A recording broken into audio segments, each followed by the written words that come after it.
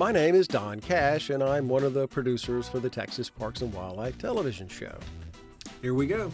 I spend most of my working hours holed up in a dark edit room putting the shows together. But that doesn't mean I never get to go out and enjoy any actual real nature.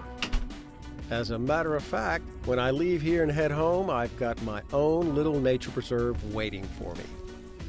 This is my frog pond. The pond got started about 10 years ago. We dug a hole in the ground, put in a liner, stacked some rocks, installed a filter, and added a dozen or so goldfish.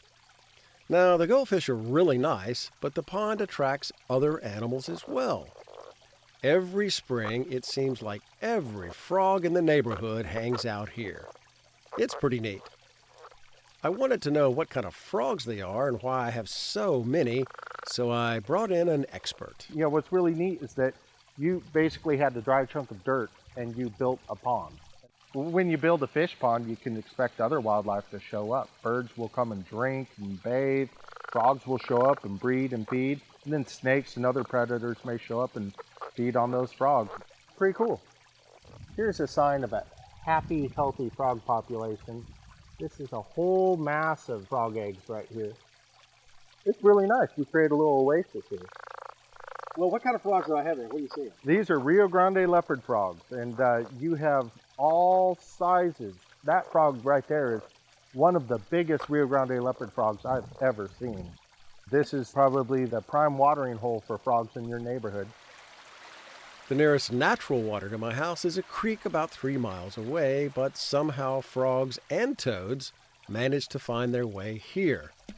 Now, I don't know the difference between frogs and toads, but I do know that a couple of years ago, the pond was taken over by a whole bunch of very noisy Gulf Coast toads. So how do they know this is here? That's a good question. How do frogs know a pond is here? Part of it is random chance frogs finding it, but also once a frog finds it and there's a male calling, other frogs are going to be attracted to that. One male calling isn't enough to attract females to that site to breed. Once you get several males, they'll change their calls and they work together and form a chorus. And that's much more attractive to females.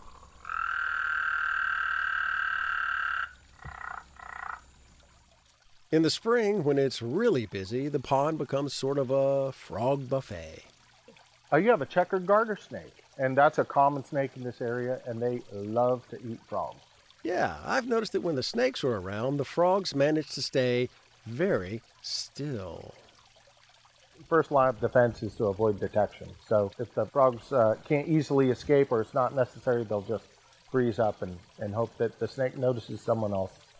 You don't have to be the fastest frog. Yeah, they're hoping someone else moves first. A couple of things to note about my pond. These elephant ear plants aren't native. We got them from someone else's fish pond, and they will not go away. And the goldfish? They came from the pet store. But since my pond is a self-contained ecosystem, there's no real danger that the plants or the fish are going to cause a problem elsewhere. It's important to go native, stay local, encourage what you've got in your neighborhood.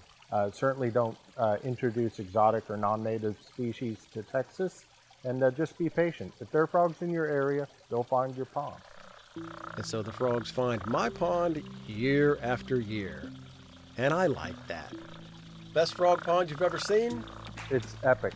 The most amazing 9 square meters in southwestern Travis County. I think that's pushing it.